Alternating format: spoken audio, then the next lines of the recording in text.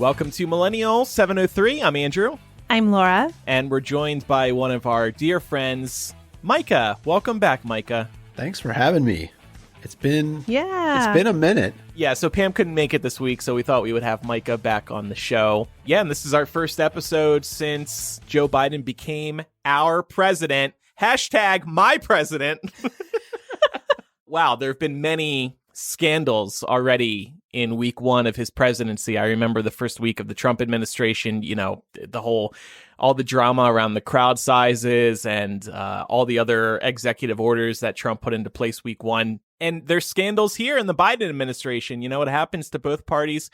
We found out Joe Biden has a Peloton. That was a very big scandal in the New York Times. We found out he wears a Rolex. He's so out of touch. And he also didn't wear a mask when he was at the Lincoln Memorial just with his family. Here's the question. Has he worn a tan suit yet? Because that is like the pinnacle of drama. It's coming. Just you wait. And we will all freak out. Did you guys see at the end of day one, at the end of Biden's first full day as president, Sean Hannity had a lower third on during his show that said, I saw this. What was it? What did it say exactly? First week of Biden administration, a failure, or something to that effect. Something like that. It was the first full day. Come on, folks. Well, and in fairness with the Peloton, I mean, it's likely that the White House hasn't seen a piece of fitness equipment in quite some time. So that might be why. Boom! They were taking Micah him back. drop. That's a Micah drop. I love that. In fairness, the Peloton has a camera and a microphone, so they were concerned about that. But so what? Just take it out. There's phones all over the White House. Yeah, exactly. They can figure it out. Apparently, in the New York Times story, it was like, Joe and Jill fight over who's going to ride first in the mornings. Like, damn, these guys are big Peloton fans. Well, you know what else we're seeing in the White House now that we haven't seen for a while are dogs. They came to the White House on Monday, I saw. That's nice. Champ and Major. Love it's it. Like real people live there again. Laura, Pam, and I did watch the inauguration live, and we streamed that on Patreon. It was fun to watch together. I freaked out over Lady Gaga's performance. Laura freaked out over Garth Brooks' performance. So it was a rousing time. I definitely did. Thanks for the invite, by the way. I have a little PSA. So I took Brooklyn to the vet for just his usual checkup, the first checkup in Vegas. So I had a new vet. And I told them what food I'd been feeding Brooklyn. They just wanted to know out of curiosity. And I told them that I was feeding him grain-free food. And the reason I've been giving Brooklyn grain-free food is because my mom was high on this grain-free food craze for dogs. She was like, grain-free, gotta do it. It's good for the dog. This was a few years ago at this point. So I'm like, okay, fine, Mom, I'll do it. Well, turns out there was a study about 2 years ago by the FDA. They have found that grain-free food is actually probably not good for dogs. They're still looking into it. It's not conclusive yet, this study. But hundreds of dogs who have eaten grain-free food, whose breeds typically aren't prone to heart disease, are being diagnosed with heart disease. And they see a relation there to the grain-free diets. Brooklyn has had a small heart murmur for the past year or so. The vets have said maybe he's had it since birth, but I'm like, the vets haven't noticed it prior to a year ago. So the vet implied here in Vegas that possibly the heart murmur came from this grain-free food. So anyway, PSA, if you're a dog owner and you're feeding them grain-free food and you don't have to, get them off the grain-free food because apparently that's not good for dogs. Potentially could be very dangerous. I feed Canella Costco dog food. I've heard good things about it. Yeah. Like, no joke. Mm-hmm. It's really highly rated. Yeah. I made a post in our Millennial Facebook group about dog food, and a couple people were raving about the Costco stuff. I take a look at that. I'm like, I'm not feeding my dog Costco dog food. But now, hearing what you just said and hearing some of what our listeners said, maybe I'll give it another look. I think the moral of the story is don't listen to your mom. I'm glad you bring that up. I don't think there's been a single time in my life where my parents have given me good advice, like ever. I don't think that's ever occurred. Ever? Not once. No. And I was thinking about that because I was so frustrated by my mom giving me this advice about the grain-free food.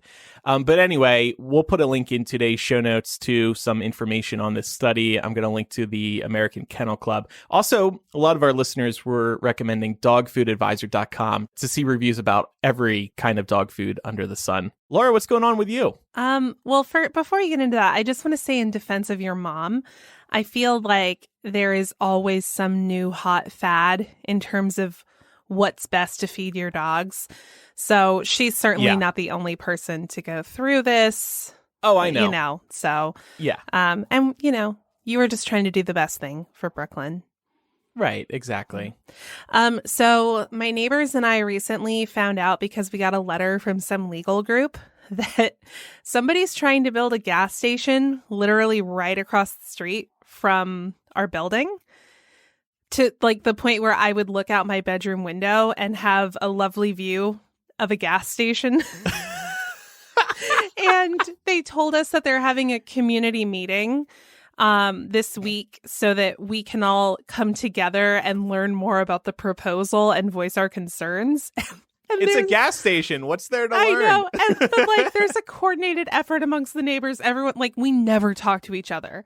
We all keep to ourselves, but everybody's like, are you going to the community meeting? Yeah, we have to stop that from happening. Because I don't want a gas station. We already have parking difficulties. Traffic is really bad. There's no left-hand access point for this thing. So people would be coming down our private residential street to reach this stupid gas station. And this cracks me up. I know. So we're trying to prevent it from happening. And I'm pretty sure this person tried to do the same thing a couple years ago, and there was community outcry that stopped it. So we're doing it again. Power to the people. That can work. Yep. But Laura, wouldn't it be convenient to be able to walk across the street to grab a pack of smokes or some soda or some lottery tickets? Think of the upside here. I'm learning a lot about what you think of me in this moment. Going over to get my pack of smokes and my lottery tickets and some soda. Is that what you think it's some like? Pop? Yeah. No. First of all, I don't really, it would literally be it's a tiny residential street. It would be so close to our home. Don't love the idea of what it would do to my property value. And oh yeah, I don't particularly want to be outside walking the dog and be there's the Chevron, I don't want that, and nobody else does. So are you guys gonna protest or something? You'll make large signs and walk around the site. We're just gonna make it clear that, because they're having to get a special permit, because it would be in violation of zoning law because it's so close to a residential area. So we're gonna make it pretty clear that we're gonna be very vocal with county folks, whoever oversees no that. Gas, kick my ass. Yeah. No gas, kick my ass. Well, and there's perpetual construction. Anyone who's in the Atlanta area knows it's the construction is perpetual. It never ends. And this would just be another thing on top of the pile of already mounting construction that happens that makes our traffic terrible. So no, and I don't want it in my backyard. I foresee another episode of Unsolved Mysteries coming your way if that gas station is actually built. But the other thing to consider, though, too, is there are health implications with putting in those oil drums in a residential area. So I would definitely protest it. Yeah. And it would also be right beside freshly dug water lines that they just did last year. So I'm just no, I don't want it. Oh. I don't want Well, this. for the sake of the show, I kind of hope it gets built because I want to hear Laura complaining about its progress. Thank you. I really, really appreciate your solidarity. I'm kidding, sort of. Yeah. No, I hope it doesn't get built for your sake. It probably won't. As I said, they're already trying to get a special permit to do it because it's already against the rules. So fingers crossed. I'll keep you guys updated. I live in kind of a newer development, so this is something I think of too. I'm not going to see a gas station across the street because there's houses right there. But, it's up and coming, so I'm worried about what they're going to build around here that could potentially affect property value. So I get where you're coming from. Yeah. Strip clubs. Casinos. Clubs. Now, if they were building a strip club across the street, it might be a different... Would you be okay with that? No, you wouldn't. No, I would not. Then you're definitely getting Unsolved Mysteries back and a few other shows. Learned a lot about myself through this. I'm a potential murderer. I'm a gas station rat. But in a sort of positive note, I've been playing, I think I mentioned this on the show before, and I would like to recommend this. The Forest. It's available. You can get it on Steam, or it's also available on PlayStation. It's a ton of fun in kind of a dark way. So the premise is that you crash land somewhere in the wilderness where there is some kind of like biohazard thing going on that has turned people into like very violent zombies that like chase you, and you have to build like fortresses and stuff to protect yourself from them. So it's kind of like a forest survival game with the added storyline of like cannibalistic zombies running around that you have to protect yourself from. Allegedly, there's a story in this game where like I'm supposed to be looking for my son, who was also in the plane that crash landed for me, but I'm playing with a group, and we're having a lot more fun making like various camps all around this island that we can navigate to rather than finding our son. And it's gotten to the point where like every now and then we'll try to unlock some new achievement, and it's like, hey, like, do you remember Timmy? You're supposed to be looking for him. We're like, fuck Timmy. Don't forget about Timmy. Timmy loves you. They give you that Timmy needs your casual help. Reminder every now and then that you should be looking for your son. Well, every now and then you'll like find one of his toys somewhere. Like if you get close to like anywhere where there's like debris and stuff, you'll like find a toy. Oh yeah, and Timmy. It's like, oh yeah, I should be doing that. But I'm having so much more fun like playing. It's kind of like Breath of the Wild, but with zombies. It's a lot of fun. I've actually been playing a video game recently too that I was planning on recommending. I've been playing Rocket League. Oh yeah. This is a soccer game, but with cars, and it's actually been out for a few years. And I had it a few years ago, didn't get into it. About a week ago, one of my friends was like, hey, we should start playing Rocket League together online. And I was like, yeah, let me get warmed up with it. And instead of playing with him so far, I've just played by myself online. It's one of those great games where you can just jump in and out of really easily. That's why I like Mario Kart so much and Fall Guys. So if you like, you don't even really have to like soccer to like it. If you like driving games, definitely check it out because it's a lot of fun. And that's my recommendation this week. Micah, have you watched WandaVision yet? I have not, but I heard you talking a little bit about it on the last episode. Oh yeah, Micah's a Millennial listener. I forgot. Occasionally. Good thing we don't talk shit on him. Well, occasionally. You know what? Okay, cool. What any good guest host should do is listen to the prior show before they come on so they can make references and sound like they know what the fuck they're talking about. But no, I haven't seen it. Okay. Disney Plus, right? Yep, that's right. Yeah, speaking of which, Mark and I are going to be recording a little WandaVision Q&A to put up on Patreon in the coming days. We put a post up over there. Yeah, a post over there at patreon.com/millennial asking for your questions about WandaVision. We're only 3 episodes in at this point, so a lot of what we come up with might be conjecture, but Mark is like our resident MCU expert, so he'll be able to provide some really good insight for some of the things that are going on, because it's kind of a confusing premise if you're not like super up on like the comic book inspirations for it. So really looking forward to putting that together and having it up this week. Awesome. You know, speaking of the last episode, Andrew, I'm just curious. Did you resolve this whole Bumble issue? Well, I haven't heard from Ryan, whose Bumble profile I might have exposed. I don't think he's a Millennial listener, thank goodness, because that would have been so embarrassing. What do you mean resolved? Other than that, there's been no movement. I'm very disappointed. There seemed to be a lot of confusion. I remain very disappointed in Jen. I feel like she misled me, and it's not okay. And it's going to take some time before I can forgive her. Can you really blame her for you misunderstanding the information she provided you with? I was busy hosting the Bay Hangout, and I was excited to see this photo of me on Bumble, so I shared it with y'all, and I just ran with it. But that photo was misleading. The other faces were crossed out, And that made it seem like I've seen dating apps. I've been in dating apps. People wipe out other people's faces for privacy reasons. So I thought my face, the exposed face, was the person who was, somebody was pretending to be me because it was my face that was exposed. She's in the Discord right now defending her honor. So yeah, I'm blocking her right now. No, we're going to move on from it. I'm embarrassed by the whole situation. All joking aside, yes, I misread what Jen said, so it's okay. But then I did tell Jen, I said to Jen, I'm going to delete the tweet. And you said, no. Jen said, no, keep up the tweet. And you knew I was sharing the incorrect information.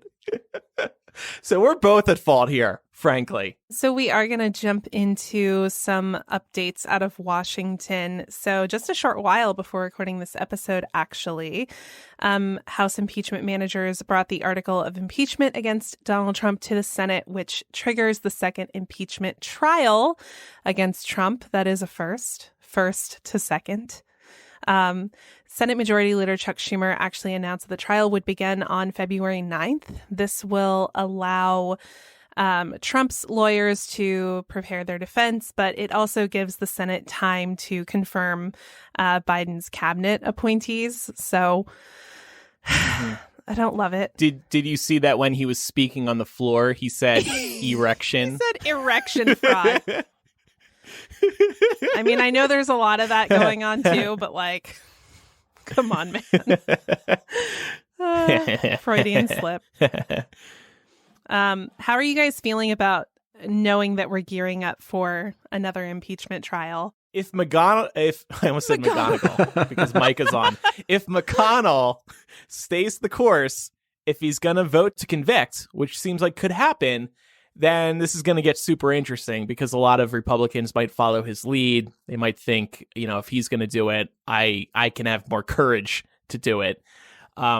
So yeah, I'm not going to follow the trial. I didn't follow the last one, but it'll be interesting to see how it plays out. I just hope that it's not overly distracting from the things that need to get done. And I know that's been a big narrative. I do absolutely think that it needs to happen because one of the biggest things coming out of what happened back on the 6th is that there needs to be accountability at the highest level. And then we'll go from there. But if you don't have accountability after what happened, you'll never have accountability. And for me, that's the biggest piece of all of this. And you can take it even further beyond January 6th, going all the way back to events that have happened over the last really 8 to 10 months. And that's the biggest piece for me right now. You have to make an example out of him. We can't say that was okay. We can't say what his followers did was okay. And this is a way to do that. Absolutely. I also just hope that this doesn't distract from the fact that there are members of Congress who need to be held accountable too. I feel like an impeachment trial can kind of be this like big shiny thing that everyone's tuned into because, of course, we're all aware of the high profile nature of such a trial, but there are legit members of Congress and we're learning more every day. But the Justice Department is investigating to find out more information about which members of Congress may have had a direct link to the events of January 6th. And that's pretty terrifying too. So I'm hoping people like Cruz and Hawley and Marjorie Taylor Greene and Lauren Boebert, they should all get theirs. At the very least, should be removed from office. Mm-hmm. And then there's just some executive order good news that's continues to come out. It's like every day. Yeah. The man has like 50 new executive orders to sign. Of course, the day of this episode's recording, Biden reversed the transgender ban in the military, which was something that Trump did. He also, in previous days, made some action to fortify DACA after Trump undid protections for undocumented people brought into the country as children. He's also requiring non-citizens to be counted in the census to make sure that states all have accurate amounts of representation based on their populations, canceled the Keystone XL pipeline, and reinstated some travel restrictions that Trump lifted in the days prior to leaving office. For what reason, I'm still unclear.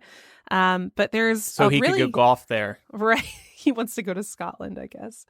But yeah, there's actually CNN actually has, and I don't love to make CNN one of my primary sources, but they actually have a really nice breakdown of all the executive orders to show you whether they're executive orders to overturn something that Trump did or not, and sort of a brief description of what each one does. So definitely recommend checking that out. That transgender one was such BS. I think at the time he said it came down to expensive healthcare costs, and that's just such bullshit, especially when you think about the fact that the U.S. government spends $1 trillion a year on the military. If there are some expenses involved, I'm sure they could be covered just fine.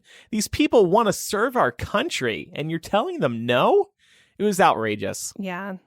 I mean, it's just they were using healthcare as a tactic to discriminate against people. That's all it was. I mean, this probably doesn't feel super present, but we remember back in the day when Don't Ask, Don't Tell was a thing, right?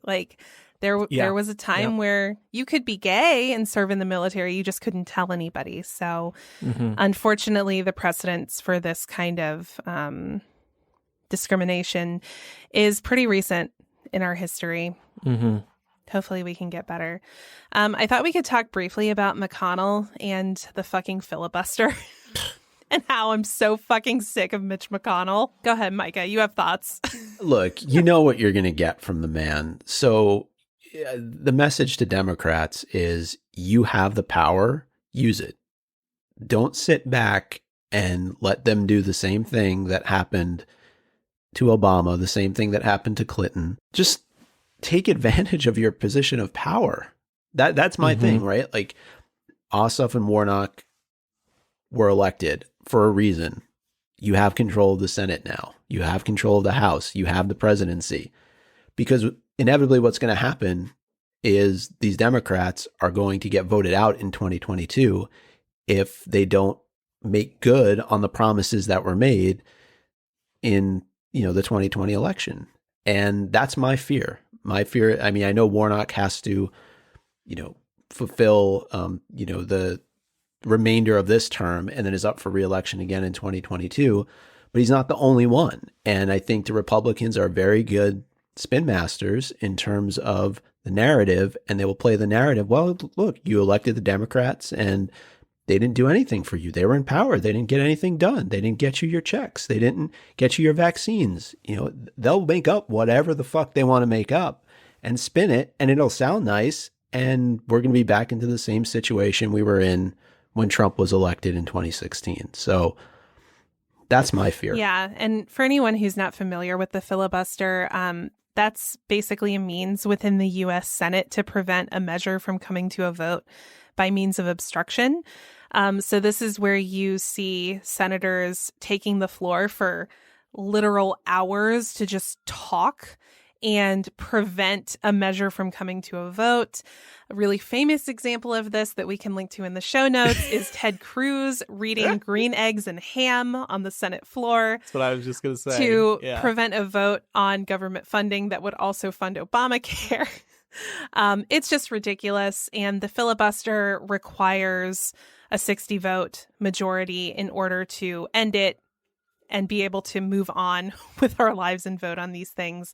Democrats have the power to enact what is known as the nuclear option and basically just make it a simple majority vote to end a filibuster.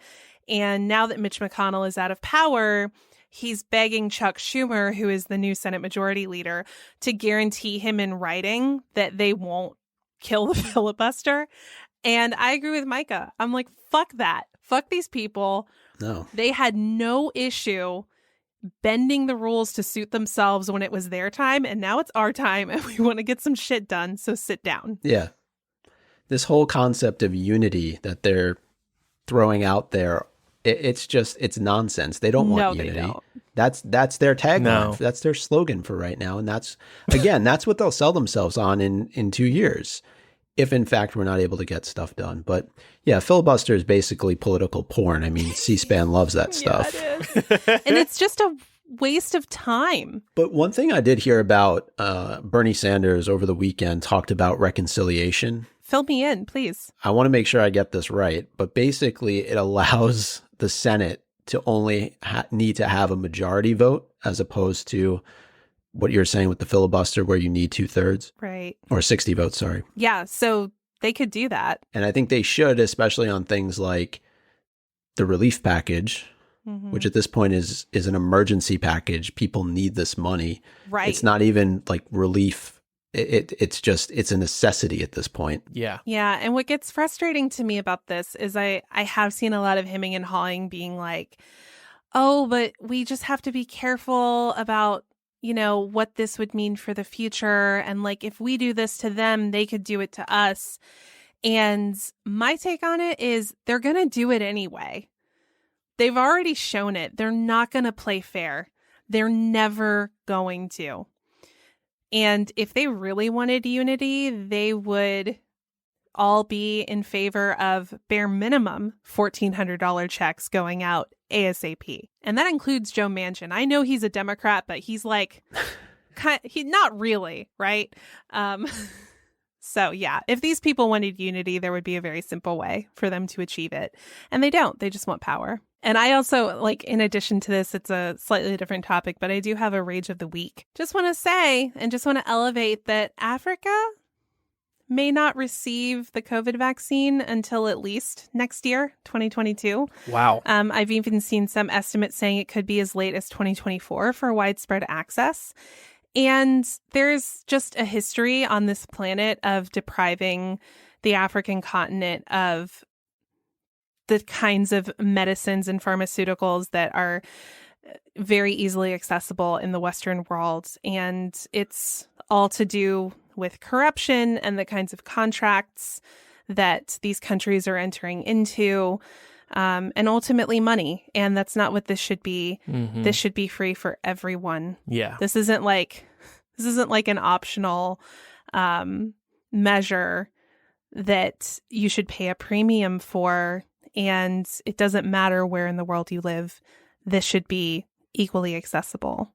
So I'm angry and saddened by hearing about this. And it just makes me upset because as we're talking about the vaccine rollout in the Western world, we hear a lot about all of the kinks that have come up in the process. And certainly we have a lot of work to do to make that more streamlined. But I feel like in those conversations, topics like this get forgotten. And people just sort of think of the other side of the world as being out of sight and out of mind. But the reality is, even if you can't bring yourself to care about other people, you have to acknowledge the basic fact that we're not safe until we're all safe. Mm-hmm. Shane said something just now in the Discord. He said, depriving the continent of drugs that get tested on peoples of the continent. Yep. Well, there was some good vaccine news for Americans today. I thought Biden said that he believes anyone who wants a vaccine in the United States will be able to get one by spring. That's earlier than I was expecting. So I feel like that's good news for many of us here. This is apparently further than the Trump administration would go. I mean, they were promising about 1 million vaccinations a day, which is what Biden is currently aiming for as well. So some people aren't thrilled by Biden saying 100 million vaccinations in the first 100 days, because that's just what Trump has been doing anyway. On the other hand, Biden did say today that he wants to get vaccinations up to 1.5 million per day. So, I said on the show a few weeks ago, I wasn't expecting to get a vaccine until like July or August. So if I was going to get one a couple months earlier, that would be great. And it sounds like we could get to some form of normalcy by the summer if anybody who wants one can get one by the spring. I hope so. And this could just be anecdotal, but it kind of doesn't feel like that's possible. Yeah. Just speaking from, I'm sure we've all felt it. We know that there are vaccines in our areas, but good luck getting one. It feels like very unattainable at this point. Right. Or simply finding information on when you might be able to get one. because there's no national strategy right now. Hopefully there will be by the time, once Biden has more time in the White House. But Trump was leaving this up to the states. Yeah. Like he was virtually everything during this pandemic. One of the things, though, that I had seen over the weekend, and this just talks to kind of where we are right now, is that the Secretary of Health and Human Services still hasn't been sworn in. I don't even think he's been confirmed. Right. So, you have to really think about what kind of situation the president is in. He's not going to be able to solve this in a day, in a week, in 2 weeks, or a month. He's been left this massive heap of, steaming pile, like however you want to describe it. And the reality is that, it's going to take time. And I think when they look back on, the Trump administration in particular, it's going to be an exercise on failed leadership. I mean, that's what this is. In the fact that we're still in this situation. Now, this is the third time, I think, in the pandemic that I've been on Millennial. And the situation, honestly, is not any better outside of knowing that there's a vaccine that's been produced than the first time I was on. And that was probably around March or April. And, we live in a country that the expectation level is much, much higher. And the fact that we're still here having this conversation, I think, is honestly, it's a joke. Agreed. Yeah. And a tragedy when you consider the fact that the last time you were on, Micah, how many Americans were dead? It was probably less than 200,000. Yeah, now it's more than double that. So it is a tragedy. But the point just being is that we're no further along. Yeah, I mean, yes, there is a vaccine, but as you just stated, it's been left in the hands of the states to try and figure it out. You need a federal plan, and let's get this thing going. 24 hours a day, 7 days a week, mass distribution, use the National Guard, use the military, like take this seriously and let's get the population vaccinated. Because even if you're saying, we're going to vaccinate 100 million people in 100 days, well, what does that exactly mean? Does that just mean they're going to all get their first shot, or they're going to get both of their shots? And that's only a third of our population. Yeah, I don't know. That's right. Still leaves 2/3 not vaccinated. Biden's trying. No, I know he is. I'll hold out hope for now. He could screw this up too. We don't know. Well, let's hope not. I think he also signed an executive order to tell these private companies that they have to prioritize production of the coronavirus vaccines over anything else. So that it's like the federal defense something or other, usually used in war. Right. Yeah, instead of a gas station next to Laura, make a vax station next to Laura. Yeah. Stuff like that. Don't waste your time with the gas stations. I would be okay with that. I do want to say it is nice to have an adult as president. It is nice to have somebody who follows the science as president. It is nice to have somebody with empathy as president. Yeah. It feels so good. And the same goes for the vice president as well. It feels like, finally there was just like this big crazy party while mom and dad were on vacation, and now finally mom and dad are back and they're taking control of things again. Yes. It's also nice to see Dr. Fauci is free. Oh, he's on cloud nine. Happy. He's having a ball. I've never seen him smile so much. I know. Oh, and he's very open about how the Trump administration was muscling him. Dr. Birx is also throwing the Trump administration under the bus as well, which is pretty entertaining to see. It is, but at the same time, she's getting called out for the fact that she's admitting that she knew that Trump wasn't using the information she provided the administration, but that she didn't actively try to inform the public of that information. One other thing I wanted to mention in regards to Trump and coronavirus, there was this report that's fascinating. Misinformation about election fraud dropped 73% once Trump was booted off Twitter. The reason it dropped so sharply was because everybody was just parroting what he was saying, and it just spiraled out of control. 73% on one topic? That is mind-blowing to me. It just shows how dangerous Donald Trump was on the internet. And in real life too, of course. But Facebook has to look at this and be like, we can never let him back on. They haven't said what they're going to do with Trump yet. And other social media companies as well. They got to be like, he was a menace. Yeah. They also have to be thinking about how they're going to manage cult recruitment on their platforms moving forward, because that's what this was.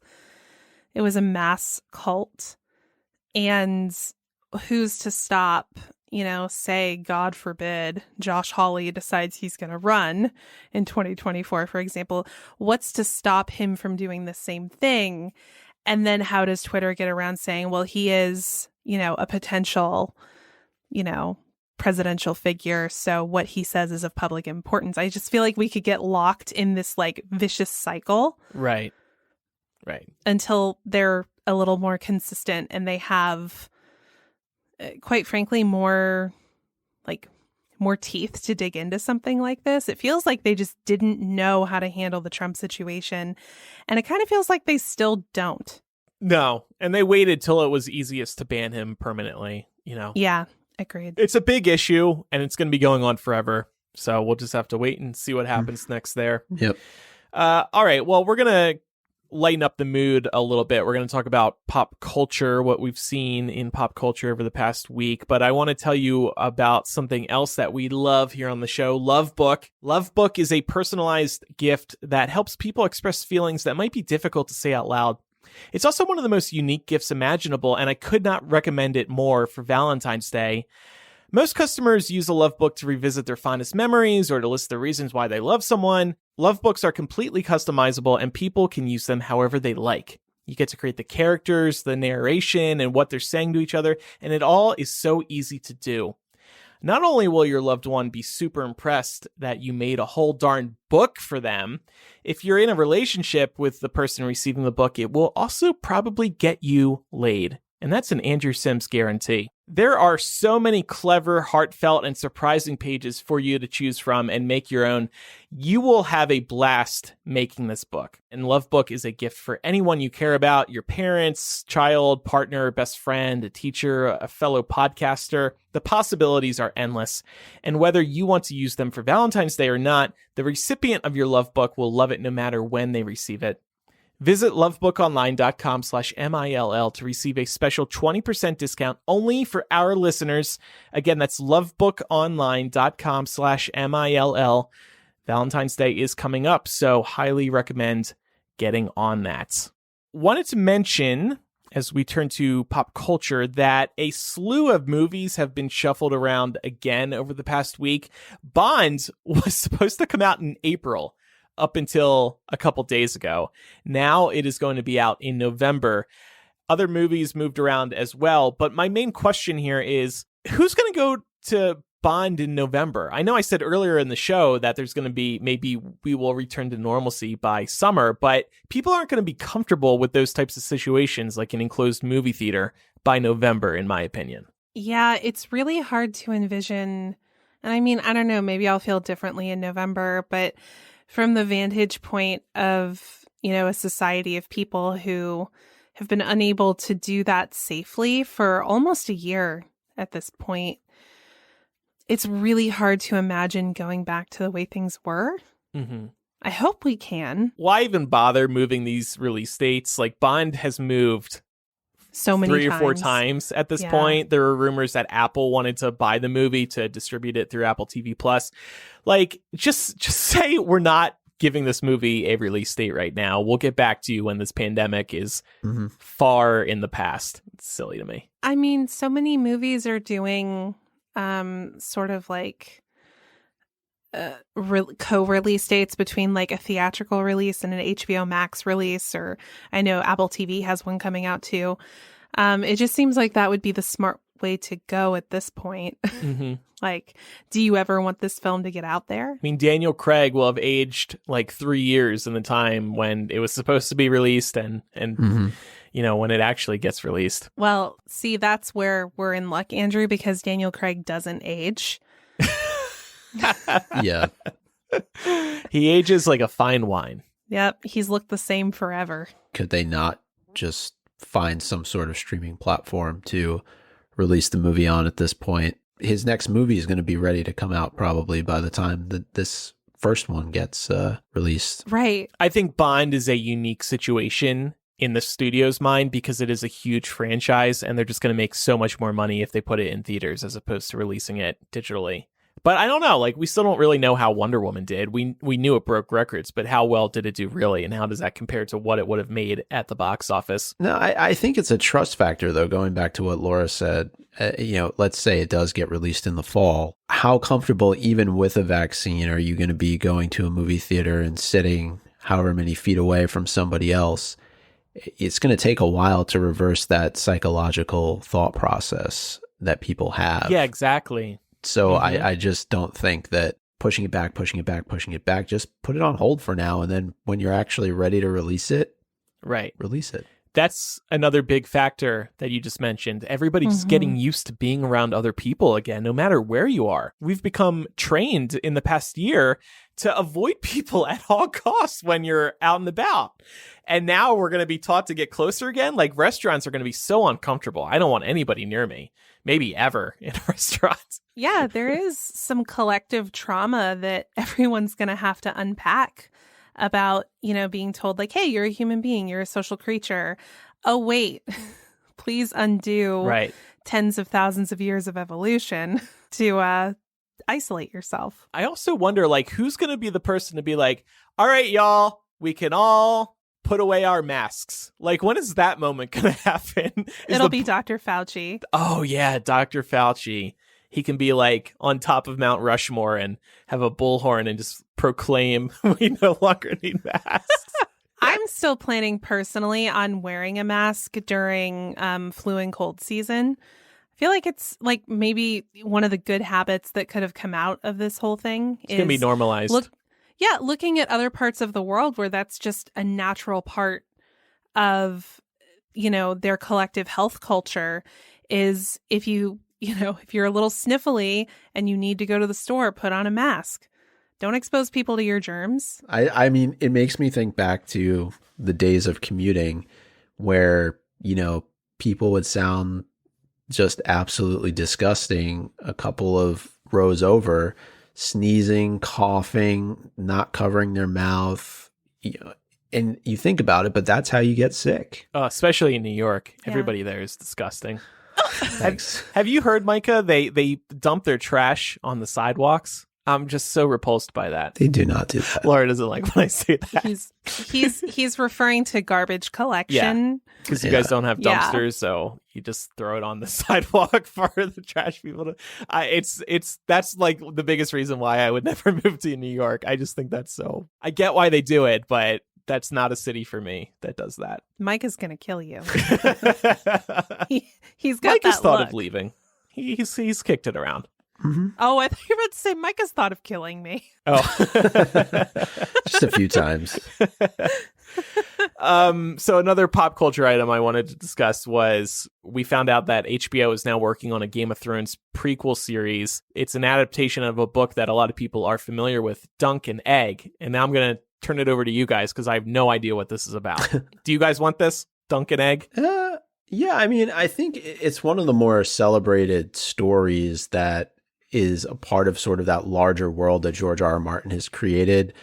It follows, spoiler alert, these characters whose names are Sir Duncan the Tall and Aegon Targaryen. And, for fans of Game of Thrones, they'll know all about Aegon's history and the fact that he becomes the father of Aerys Targaryen. And so it's a really cool, like kind of fun side story. It obviously takes place before the events of A Song of Ice and Fire, which folks are familiar with from the HBO series Game of Thrones. But if you're like in the fan community, Dunk and Egg is something that you definitely want to see kind of come to life on the screen, especially who's going to be cast in those roles. So I have a question for you. That story is finished, right? Yes, as far as I know. Okay. It's not like The Winds of Winter and A Dream of Spring. Right. Which are still in production despite the show having played itself out on television. But well, the reason I ask is because I really think I don't make it a secret that I think most of the fandom feels this way, but like the quality of Game of Thrones as a show decreased pretty drastically starting around season 5. And it's because they ran out of source material to refer to. And so my concern with hearing about this news is like, okay, first of all, is the source material complete? Right. So they know what they're working towards. Right. It is interesting to see HBO try to expand Game of Thrones because we're seeing that everywhere right now. Amazon is adapting Lord of the Rings. Marvel has a bunch of shows in development. Star Wars has a bunch of shows in development as well. I was wondering what other shows we would like to see to receive some spin-offs. And I'm sure HBO, by the way, is working on other Game of Thrones spin-offs as well. Because they are. And I would just add one thing. I think anytime you're able to take people back to the world, kind of like what we're dealing with Fantastic Beasts, it's nostalgic, right? And it sort of gives new life to the fan community, and it gives people something to talk about and something to engage with and something to watch. And I think that, that's certainly something that is going to come if in fact they do move forward and do, a Dunk and Egg series. I mean, I personally would love to go back to Westeros and you get to see sort of the precursor in many ways to a lot of these families. The characters that come afterwards, but you get to spend time with, their distant relatives. And I think that that's cool. Yeah. So I would like to see like a Downton Abbey spinoff series. There's so many characters in that television show. They could easily do a spinoff there, or probably multiple. I was also thinking the Hunger Games. Like, we could see every single tournament, potentially. It's unlikely, but give us another tournament or two. That would be cool to see, even though I think excitement around the Hunger Games has seriously waned, just like it did for Twilight. Not so much for Harry Potter, of course. This isn't going to surprise anyone, I would love to see some kind of spinoff for the West Wing. There are so many characters whose lives and political careers went on after the end of the Bartlett administration. And while it's been quite some time, so I don't think that, like, timeline-wise, it would be appropriate to try and show the Santos administration. It would be really cool to get a different perspective, like maybe from the press room, or maybe from like a different, like maybe of Congress, or maybe just a different arm of government, also written by Aaron Sorkin. Yeah. And it would be really cool to see how some of those characters who maintained their political careers after the end of the show could interact with some of those stories. So you could introduce people as like kind of one-off side characters, and it would be like, oh, I wonder what happened to Ainsley Hayes. She just like disappeared halfway through the show and now she's back. Or we could see like, hey, Sam Seaborn was gone for 4 years, but we know he came back at the end of the show, so I'd like to see what he's up to. I don't know if they'll do it. It's the West Wing is like almost perfect television, with the exception of like a couple of subplots that were really lazy. So it's not that they need to do this, but I think people would be there for it. Mm-hmm. And of course, we have to mention that today it was reported that a live action Harry Potter television series is in the works for HBO Max, which of course is huge news. And I'm not like shocked or super excited right now, simply because this was inevitable. We knew something had to happen because all these studios, all these streamers, they need Game of Thrones TV shows, Lord of the Rings TV shows. Sex and the City is getting rebooted. Like, everything old and popular has been brought back to life over the past few years. So of course that was going to happen with Harry Potter too. The good news is that it is reportedly live action, so that's good. I was a little concerned they were going to do animation, which would excite me a lot less. But they're also, so Warner Brothers is currently hearing pitches right now. And, another big aspect of this is that J.K. Rowling is probably not going to have any involvement in this. She's going to collect a check, of course. This is going to benefit her. So if you don't want to support her, you're going to have to wrestle with this. But it is nice to see that somebody else is probably going to write this, because Laura, you bring this up on MuggleCast. You want to see other people write within the world, right? Yes. I think that probably one of the only ways to save the wizarding world from its creator is to let other creators into the space. And you just have to, if you want it to expand. Exactly. Also, I'm just like, as somebody who, in another life, I would have been so excited about this news. But I just find myself wondering, like, okay, so are we making a series and just putting J.K. Rowling in the background so that we don't have to grapple with the discomfort of recognizing the serious damage that she's done? Or are we, as, is Warner Brothers, is the studio going to take a very strong stance against the damage that she's done? And are they going to follow it up with actions to show that it's not just words, right? Like, I have a really hard time feeling positive about this without any kind of commitment to recognizing that the series that we love comes from somebody who has put some deeply flawed and fucked up rhetoric out into the world. But how are we going to take that back and make sure that our fandom is as inclusive as it can be, and that there are consequences for shitting on an entire group of people? Yeah. I don't know the answer to that. I don't know what they could do. I'm just wondering what. Unfortunately, I don't think there's anything. They could renounce J.K. Rowling. They could speak out against her and say, hey, J.K. Rowling, what she said was wrong. But they're not going to, because they need her. Not to write any future series, but they need her blessing. They need her partnership, because there's so much money on the line. They released a statement when all that drama was happening originally, and they were tiptoeing around the issue. It was actually an awful statement.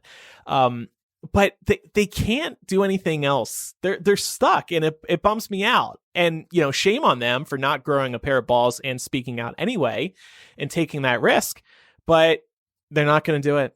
Just though, in terms of HBO Max getting this TV series, I think it's exciting. I think it's going to pump a lot of energy into the fan community. I've seen some people who don't want to hear anything about it, and probably don't think it's canon and don't care much for it, and that's fine. I mean, everybody's entitled to their opinion, but I do think, though, that it's going to be exciting for these next couple of years as this TV show comes into development, no matter what it's about. Whether it's consistent in the timeline with Harry at Hogwarts, or it's something before or something after.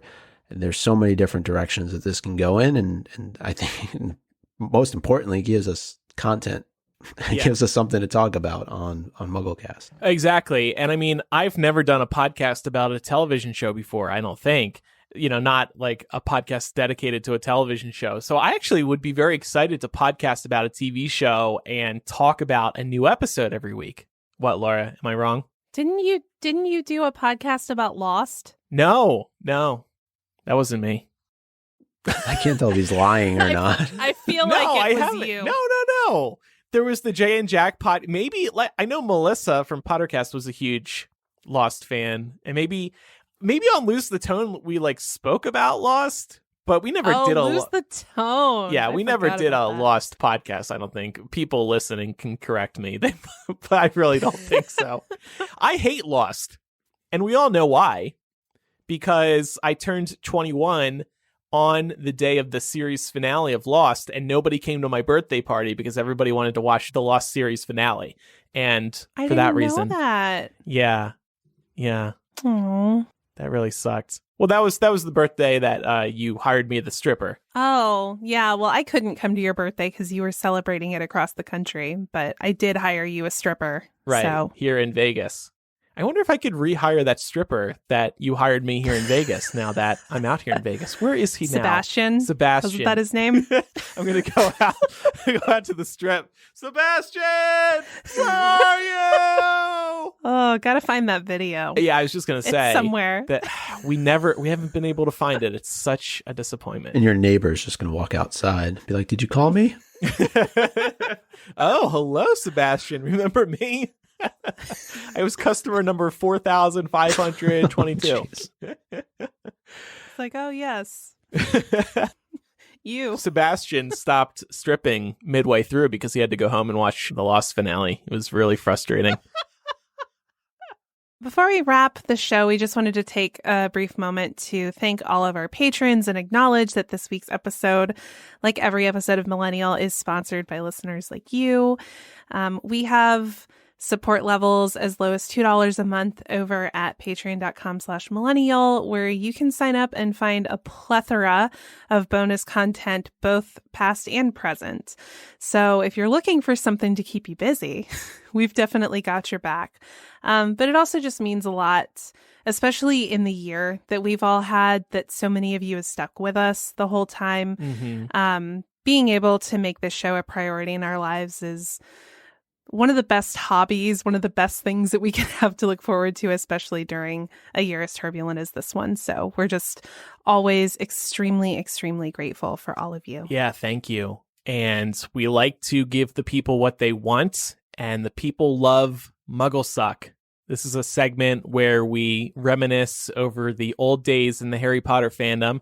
And we thought that since Micah is on this week, Micah can come over to After Dark and host a Muggle Suck AMA with us. Boy. So we have many questions about our days in the Harry Potter fandom that we will answer in today's Muggle Suck over at patreon.com/millennial. It will be in today's After Dark. Yeah, I'll make my recommendation. I know you two did it at the top of the show. Yeah, please. I mentioned, actually, I think when we were recording MuggleCast this past weekend, a show called Ripper Street on Netflix. And a lot of listeners may have already seen it or know of it, but I found it and I've been binging it probably over the last couple of weeks. There's 5 seasons and they may be making a 6, or I'm not sure, but I'm on season 5 now and it's really good. It stars Jerome Flynn. We were talking about Game of Thrones earlier, who plays Bronn, very well-liked character in that series, and actually has a lot of cameos from Game of Thrones. So people like the actors, and mostly actors that showed up in Game of Thrones, then they'll definitely like Ripper Street. And cool. Speaking Potter too, Matt Lewis is also in it. Oh, in the later nice. Seasons. Okay. Neville Longbottom that's makes an cool. appearance. Yeah, I watched the first episode the other day at your recommendation. It's really good. Okay, I'm looking cool. forward to diving in more. Okay, cool. Well, thank you for that recommendation. And we'll talk to Micah more in After Dark. By the way, Griff pointed out in the Discord, that's another patron benefit. People listen live as we record and give us feedback. Griff said, when I was promoting the Muggle Suck, I had said, we'll be reminiscing. And he said, that's one way to put it. We gossip about our time in the Harry Potter series. I love how you also told me about this like an hour before. Yeah, sorry. Laura and I spoke about it privately. I had forgotten to tell you until an hour before. You don't have to answer all the questions, Micah, but we'll see. Yeah, you can plead the fifth. Yeah, everybody was excited that you would be a part of this week's Muggle Suck, so we'll talk about that in a little bit. No, this was a lot of fun, as always. Cool. Yeah, thank you very much for joining us, Micah, and his deep, sexy voice. I've never called it sexy to Micah's face before. I think you have. Micah's deep and sexy voice is also available every week on MuggleCast, so if you want to listen to him more, you can tune into MuggleCast. Andrew, I think you're blushing a little bit. I'm blushing? Yeah, a little bit. People tell us Micah's voice is sexy. They're obsessed with his voice. That's what I mean. And I hope this isn't an insult, but I'm personally not like turned on by Micah's voice. And I don't mean that with Andrew, animosity. stop digging. I'm just saying it's not for me. He says that now. Well, that was weird. This is what the people want. So if you have any feedback about today's, do you find Micah's voice sexy, Laura? Of course. Okay, cool. Thank you, Laura. He's got a great podcasting voice. He does. I'm just saying I'm not sexually attracted to his voice. That's all I'm saying. Never, not even like sometimes when you're editing early in the morning.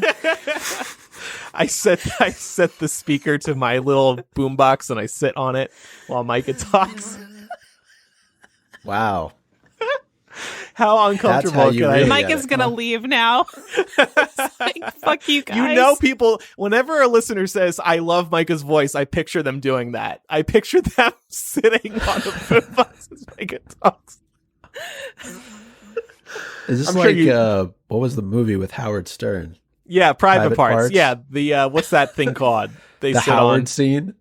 She sat on this Yeah, there's a word for it. Yeah, I'm forgetting what it is. Yeah. Anyway, so if you want to write to us today, please tell us how sexy you find Micah's voice. You can email millennialshow@gmail.com or use the contact form on millennialshow.com, and also follow us on social media. We are Millennial Show on Instagram, Twitter, and Facebook, and thanks for following us there. Thank you, everybody, for listening to today's episode. I'm Andrew. I'm Laura. And I'm Micah. Bye, everybody. Bye.